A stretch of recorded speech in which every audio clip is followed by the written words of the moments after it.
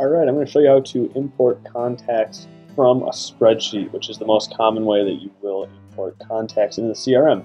So the first thing you're going to do is you're going to go to your Contacts tab. I want you to open up any contact that you have in here by clicking the Edit button. I'm just going to go to Practice Account here. So click Edit. It's going to show all of the data fields that we've gone over and put into your CRM. So everyone's going to have slightly different data fields here, but for the most part, these first groups are going to be the same: address, city, state, and then you'll get into industry, types of products, other data fields that we entered for you specifically. So what I want you to do is take note of these fields in here, and we're going to go to our spreadsheet of contacts. So for me, with numbers here, and each one of those data fields that we had in the CRM, I want them to show up in the header line, which is that first row here of the spreadsheet. So email, first name, last name, sales cycle, so on and so forth, all the way across, trying to get as much information there as possible. Once you get that completed, I want you to save your spreadsheet. In my case, on a Mac, I'm clicking Export. You would click Save, and I want you to save it as a CSV. Go ahead and click Next or Save. I'll save it to my desktop. And once that's done, we're going to go back into the CRM. Close down this contact, and you can see right here along the tabs, there is an Import tab.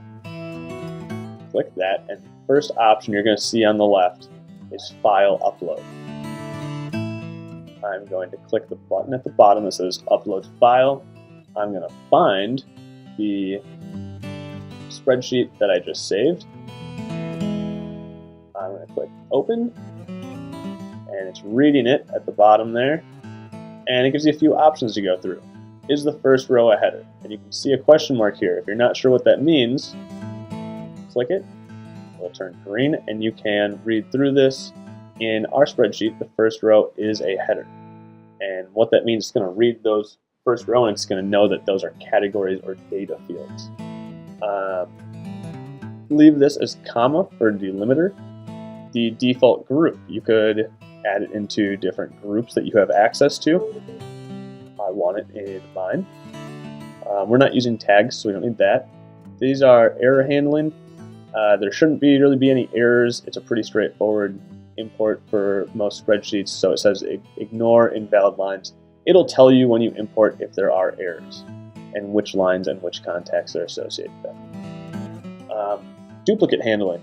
Again, there's a question mark here. If you need clarification on what that means, there's a whole help section here. They'll read through it.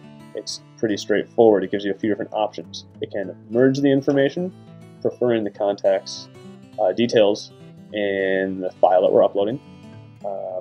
It can merge it but prefer the details that we currently have. It can replace the details, or it could not process any duplicates. What it's reading is this drop-down menu here. These are going to be all of your data fields in the CRM. And what it's saying is that according to the spreadsheet, which says the word email, it knows that this is supposed to go in the email field. And as you can see, we have first name, they match. Now I'm going to show you what happens when we get to one that doesn't match. So I have sales cycle phase. The CRM with this drop down doesn't have an exact match for that. So we're going to click this. We're going to find the data field that we want that information in. So you can see here I have RSVP sales status. I'm going to click that. Because it wasn't an exact match, it didn't know right away, but we can just manually go in there and fix that.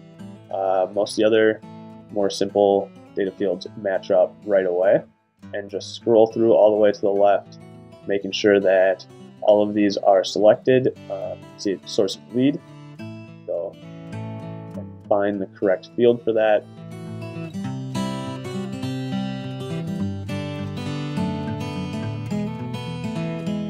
Once I have all those matched, I would just go ahead and click Import File, and it is going to go ahead and read through that file and it's going to give me a quick report when it's done. So it says one file has been imported successfully. If I want to see a report, I can hover over this little icon with the green check mark, click it, and it's going to tell me exactly what it did. Close out of that, and when I go back to my contacts tab, and my new contact that I imported, Mike Alexander, is right here. And that is how you import new contacts from a spreadsheet. If you ever need help, obviously feel free to call or email, and I'd be happy to walk you through the spreadsheet that you have and how to get that into the system.